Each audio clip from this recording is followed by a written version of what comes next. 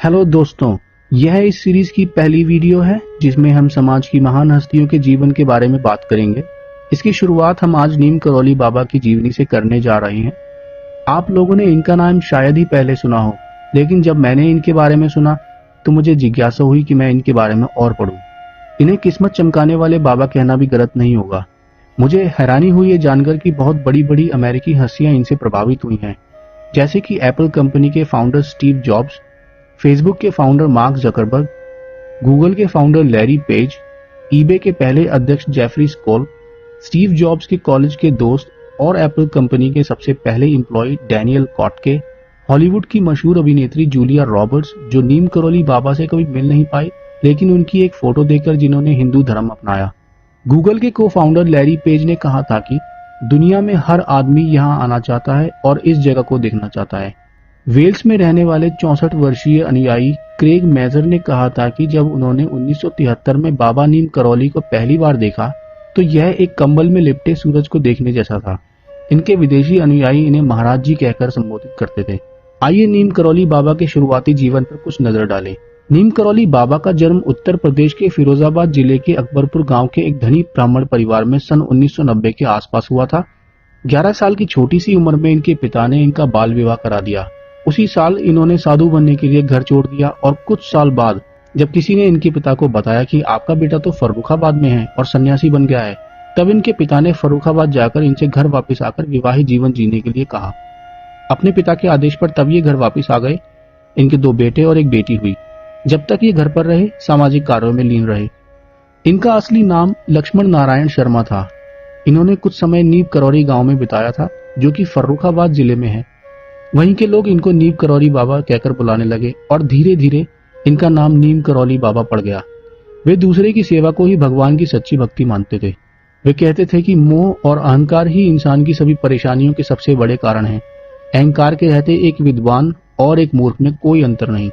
उनके अनुयायी बाबा रामदास एक किस्सा बताते हुए कहते हैं कि एक बार नीम करौली बाबा ट्रेन में बिना टिकट चढ़े तो एक कंडक्टर ने उनका अपमान करते हुए उन्हें ट्रेन से नीचे उतार दिया। ऐसा बताते हैं कि उनके उतरने के बाद काफी कोशिशें करने के बावजूद भी ट्रेन स्टार्ट ही नहीं हो रही थी। फिर किसी ने कंडक्टर को सलाह दी कि उतारे हुए साधु को वापस ट्रेन में सवार किया जाए। कंडक्टर ने ऐसा ही किया और नीम करौली बाबा से वापस ट्रेन में चढ़ने की प्रार्थना की। बाबा ट्रेन में चढ़ तो गए, लेकिन 2 शर्तों पर। पहली शर्त ये थी कि रेलवेज नीम करौली गांव में एक स्टेशन बनवाएगी और दूसरी शर्त के मुताबिक रेलवे साधु सन्यासियों से सम्मानजनक व्यवहार करेगी। इनके आश्रम कई जगह हैं, जैसे कांची, वृंदावन, ऋषिकेश, शिमला, फर्रुखाबाद, हनुमानगढ़ी, दिल्ली और न्यू मैक्सिको, जो कि अमेरिका में है। कांची धाम आश्रम में वे काफी समय तक ठहरे। यह आश्रम 1964 में बनवाया गया था। इससे कुछ समय पहले वहां 2 साधु, प्रेमी बाबा और सोमवारी महाराज के लिए एक चबूतरा बनाया गया था, जहां वे साधु यज्ञ किया करते थे। वहीं नीम करौली बाबा के लिए एक हनुमान मंदिर का निर्माण किया गया, जिसे बाद में बढ़ाकर एक आश्रम बना दिया गया।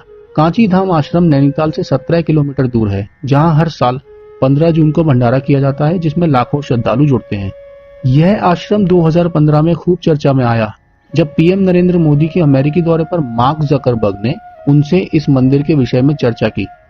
फेसबुक के फाउंडर मार्क जकरबर्ग ने अपनी भारत यात्रा का जिक्र करते हुए कहा कि स्टीव जॉब्स ने ही उन्हें भारत जाकर नीम करौली बाबा से मिलने की सलाह दी थी। यह उस समय की बात है जब फेसबुक अपने शुरुआती दिनों में काफी समस्याओं से घिरा हुआ था। नीम करौली बाबा ने 11 सितंबर 1973 को वृंदावन के एक हॉस्पिटल में अपने प्राण त्याग दिए।